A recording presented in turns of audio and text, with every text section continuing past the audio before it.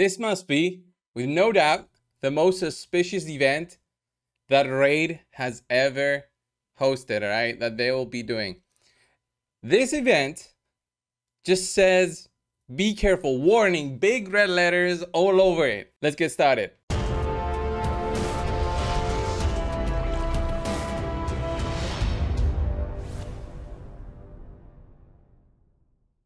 So what am I talking about today? What is this big event that Raid is probably doing? Just trying to make us, use up our shards. It's gonna be this 10x weekend. You know how the 2x goes, and then we're gonna have a 10x. Well, in between those, usually we have some guaranteed events or special 1+1 events. They made us get used to those events, but it's been some time since we had a guaranteed event, which made me think, okay, if it's any time for us to get something like that, like a guaranteed good champion coming out from, let's say, Sacreds or Ancient Shards, then this is the month for them to do it, right? And how will they get the most amount of money out of that? Well, they host a really big 10x and make us spend every single shard that we have. They must have some kind of measurement of shards in our accounts. On average, whoever is holding, let's say 14 sacreds like I have right now. I also have 49 ancients, 30 voids. These are all free to play. Not a single one of these was bought, although I did buy soulstones. All of these that you see here were just through doing the clan boss, right? So they might have a way to measure that, and then they say, okay, let's do a 10x and try to get every single shard out of their storage, and we'll get them going. So the first champion that they're featuring in the 10x is one that I really want to get for my account, and it's the one and only Necrit, right? If you don't have a Necrit for PvP, you're pretty much in a position where you cannot fill some of the teams that are meta at the moment. And it seems that they're going to be pushing that Necrit 10x over and over. This is not the first time this year that they've done it. I think it's the third, might even be the fourth time this year that they've done a 10x on Necrit, because they know people are spending to get him. People want to get a Necrit for the defense teams and want to get a Necrit for their offense teams as well. So double the benefit there. Necrit is so good because of his passives and also his active skills. Very little investment in legendary books. But look at that, block debuffs and a strengthen immediately on the ally with the lowest max HP, and an ally protection buff on them as well. And if you have a protection set on Necrit, he can also protect the block debuffs and strengthen.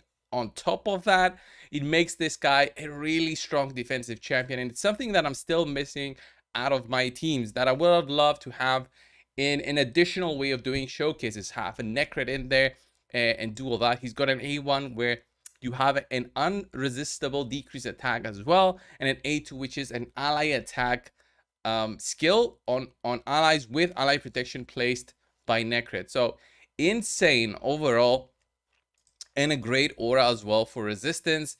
Necrit really shines in arena mostly. And then we have another great champion, although outshined by the sets that have been introduced into the game. We have another Void legendary added to this 10x, and it's the one and only Hegemon, the one that I don't want to get. I have one already and I'm not looking for a second one. There's no reason for me to get a second Hegemon. I don't see the point of having a second one. He used to be so nice in a nuke team. He can still work all the way into gold 4, maybe gold 5 is where you're really gonna see those bigger teams with the stone skin sets even, and you're gonna have some issues in using this guy as a nuker, but you still can use him as a control champion. So having one is better than having zero. So not a bad 10x for the Void champions. This skill, Fateful Arrival, is what makes him so good. This makes him always go first, so you know that you're gonna get your turn in, and you use your A1 skill to apply the decreased speed debuff, hopefully, but also turn meter reduction through Hegemon's ability to just go first, and also use this one right here, this Mastery Fearsome Presence plus the stun set gives him an extra chance to stun. Plus this skill right here of Evil Eye, he decreases turn meter by 20%. This makes Necrit an insane champion for control. I even have an Awakening on him, which gives him an extra chance to ignore the target's resistance. I have that specific Heaven Cast Blessing just because of that A1 skill, plus the stun set. A real control hegemon is what I run. And let's have a look at the non-void, because I said this is a 10x where they're trying to get us to spend all our shards, right? And how will they do that is, let me have a look. Hefrag is the next champion in the list. I don't have this guy again. Similar to Necred, it's one that I want, not one that will, you know, make an amazing new team, but he does really work well when you have him protected by Necred as an example, and then your other champions start falling off. That kind of sucks, right? But he has this passive. Whenever an ally is killed, instantly activates the Hefrag Scorn skill. Will not put the skill on cooldown. So this basically forces Hefrag to go with this A2 skill, which attacks all enemies, place an extra hit on targets with less than 50% health. Each hit will ignore 15% of the target's defense. This is huge as long as it does the extra hit, as long as they drop a little bit low. All right, amazing skill. Will be, you know, negatively impacted on targets with the bolster set, which protects. It's like a big shield.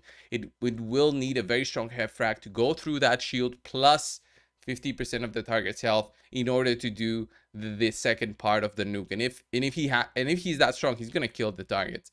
All right, assuming they have no unkillable or stuff like that. So Hefrag, amazing champion. He also buffs himself with the A3 skill. Didn't cover that. Increase attack and increase critical rate. So if you're missing that, you can, you know, build him much cheaper. Then we have another champion that I don't have, Xavier. Not one that will change my account at all. Something that I'll always wish to have. She is so good because of her poisons and poison activation skill. This is one of the strongest instant activation of poisons that a champion has in the game in terms of all the poisons. This is even better than what Elenarl has. This will not be changing my teams at all, but it's always good to have these type of champions who have very unique skill sets rather than just having, you know, another nuker. Let's say Foley, he's another nuker. Ray is another nuker. They have their uniqueness in there. Foley with his passive. I'm just giving examples here. Ray with her own skill set, which is removal, buffs, and freeze. So these champions are okay, but they don't have this uniqueness of Xavier, right? Which is the poison explosion.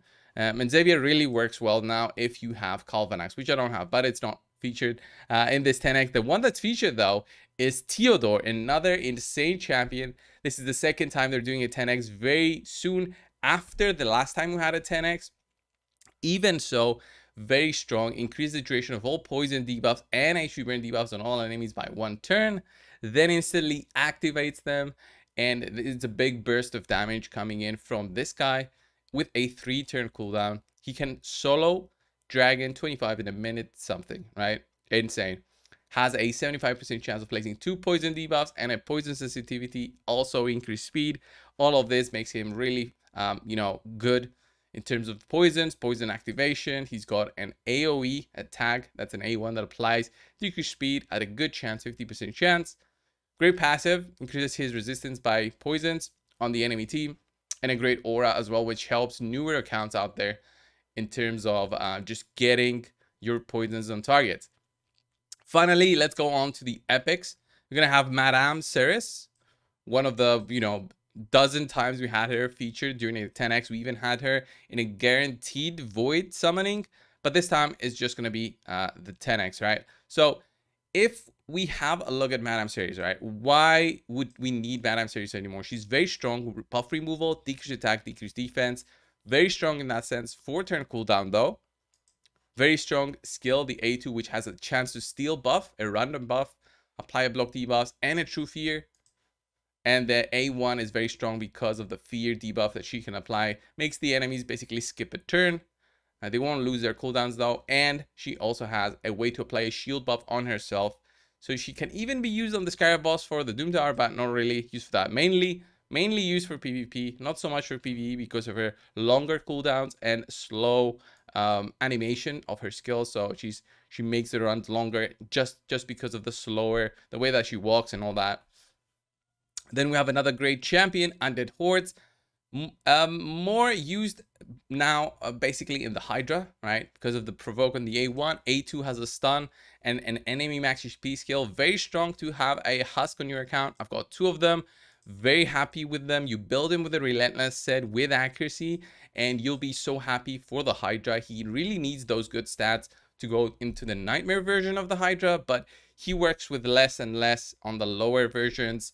Not so much for normal Hydra. I mean, you don't need him that much, but he's pretty much a standard in my brutal and nightmare team. Very, very strong.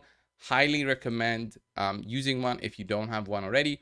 And then finally, the last one is just a lore. I'm not sure where she fits here in terms of all the skills that all the other champions have.